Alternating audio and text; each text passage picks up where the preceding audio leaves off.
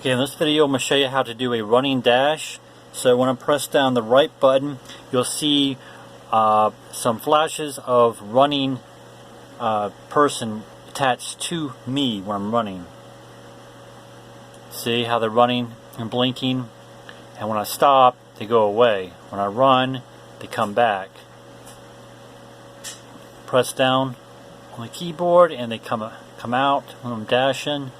And then when I let go of the button, it's gone. So I'm going to show you how I did that.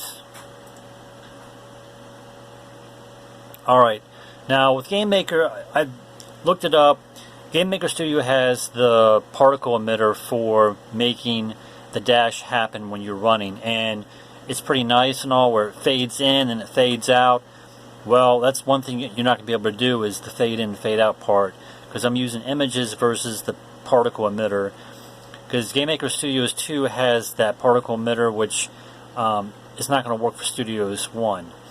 Also, it's also going to slow down and make your Android game slow when you use particles. You got to watch when you use particles, because you use too much of it, it's going to bog down the game and it's going to slow it down, and it could crash as well. So in this situation, I am using images to make this happen. So you have your character object stand, and this is what I'm using here. It's going to switch the dash images to object dash. So I'm talking about this object dash and the dash images. So into object dash, it's not visible, and it's just an image, and it does do a running sequence, but it's not really needed, but it's basically a placeholder. The origin is set to -150. That's the location where it's going to be on the screen. Then do a create, then drag over a coded sheet, and you're going to basically say this right here: target equals object stand, which is what's on the in the game when you first start the game. It's object stand, so you want to make sure it's targeted to object stand. My speed, length, and place is at 0, because you don't want that image to move. The image is not going to be visible anyways, because it's a placeholder. Depth -1.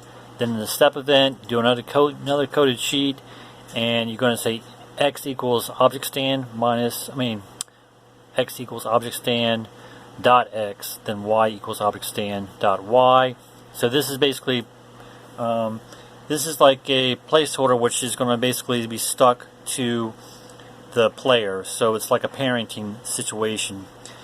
And I know there is this area right here where you parent your object, but that doesn't always work. You have to do it in two places that I see it. You have to use this code, this create and step code, to keep it parented to the object, as well as add the parent to the object stand, because that's what's in the room, is the object stand. So you want to make sure that it's parented. So what's going to happen here is, when you first start the game, it's going to switch this dash images to the objects to the object dash, which is going to make it not visible because he's not moving. So why would you want to show that the dash image is moving?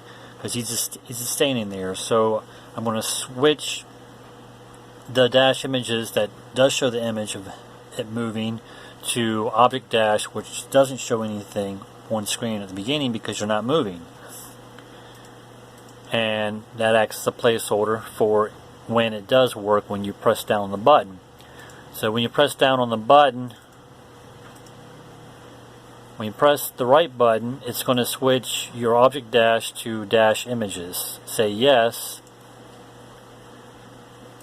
and these dash images are going to be, this is your dash right here. So you see there's animation here. I have two images of the running sequence in here. I just double clicked in here and just copy and paste, took out one of the images, I copied it using this selector, and then I pasted it, and I used the paste, and then I dragged it over here, so I have two images of the same animation happening. And I just colored it, these colors here, using the faded color. You go into the image and just go to fade color, and make it your own color. And you want to make Alright, so it's doing the animation there, and set the origin to 180 because I set the origin to 180 because I want it to come kind of close to the character. So you can change this to 200 or 300, whatever.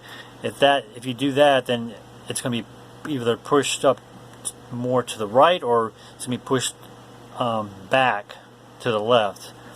You just got to play with these numbers to get it exactly where you want the images to be at behind the character. And then the depth's -1. And the running sequence is -10, so these images are going to be behind, way behind this image here, this object run. So once you press the right button down, it's going to switch.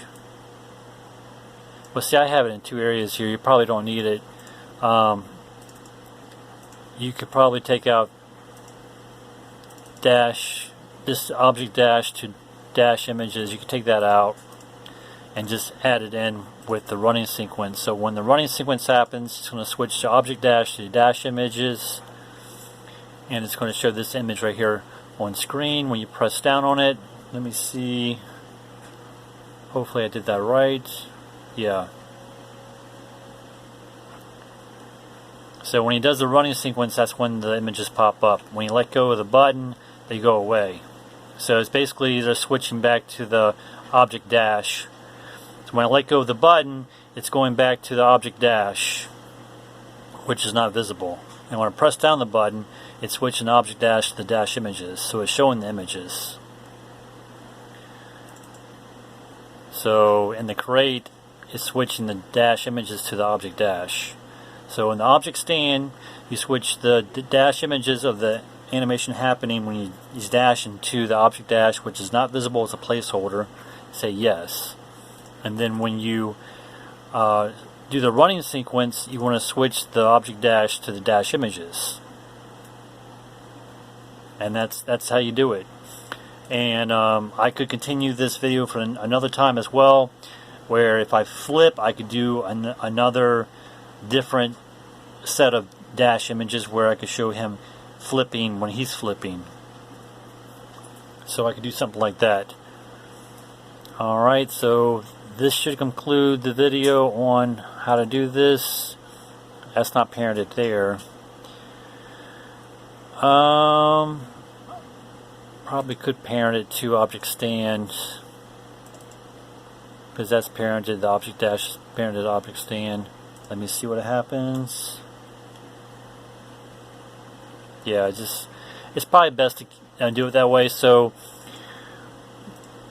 in the dash images, you're using the same information, using the target, object stand, myspeed, length, and place 0, and the step event. It's going to be the same thing. It's going to go x equals object stand dot x, y equals object stand dot y. This is the same code I just talked about for the object dash.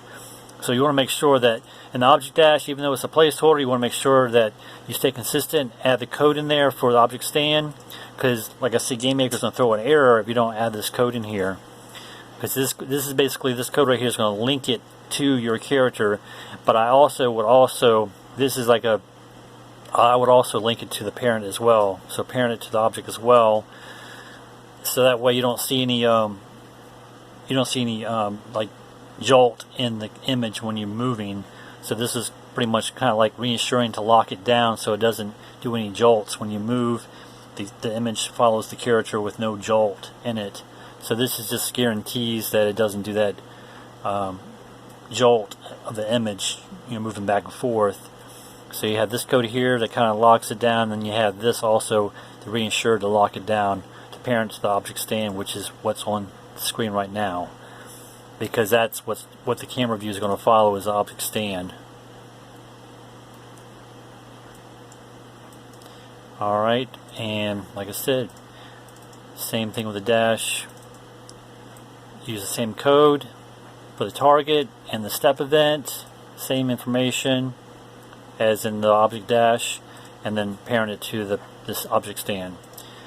And that's it. Alright, so that will conclude this video. Thanks for watching.